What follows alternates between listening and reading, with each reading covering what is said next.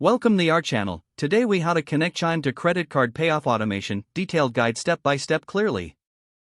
To connect Chime to your credit card payoff automation, start by logging into your Chime account using your preferred device. Once logged in, navigate to the settings menu, typically found in the top right corner of the screen. In the settings menu, look for the option labeled payoff automation or payment settings. Select this option to begin the setup process for automating credit card payments. Next, you may need to link your credit card account to Chime. To do this, find the Link New Account button and click on it. You will be prompted to enter your credit card details, including the card number, expiration date, and CVV. After entering your card information, review the terms and conditions carefully. Once you agree to the terms, proceed by clicking the Link Account or Continue button.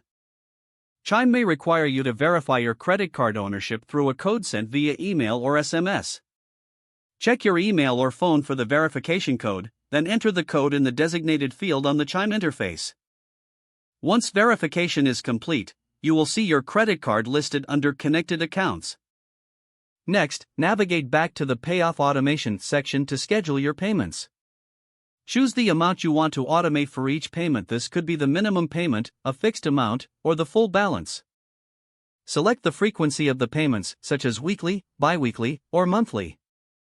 Set the start date for your automated payments, ensuring it aligns with your billing cycle. Review all details to confirm that your settings are accurate. Finally, click on Save or Activate Automation to finalize the process. Your Chime account is now connected to your credit card for automated payments. Keep an eye on your Chime dashboard to monitor payment schedules and confirmations.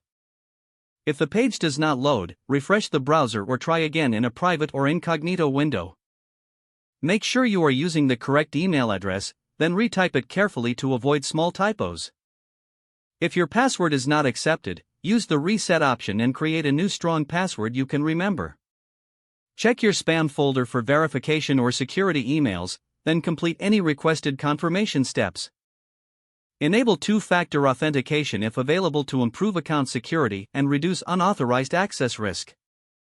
After signing in, review your profile details so your contact information and settings are accurate and current. If you see an error message, note it down and try again after restarting your device and internet connection. Log out when you finish, especially on shared devices, to keep your account and payment information secure.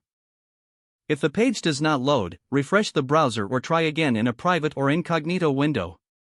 Don't forget to like this video and subscribe to our channel for more step-by-step tech guides.